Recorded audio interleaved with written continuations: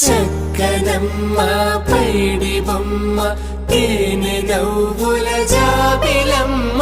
లేని సాకులు చెప్పకమ్మ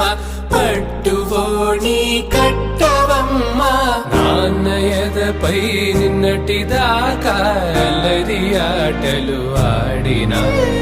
చిన్నారి తల్లి లేత భుజములు నేడు చీరలు మోయునా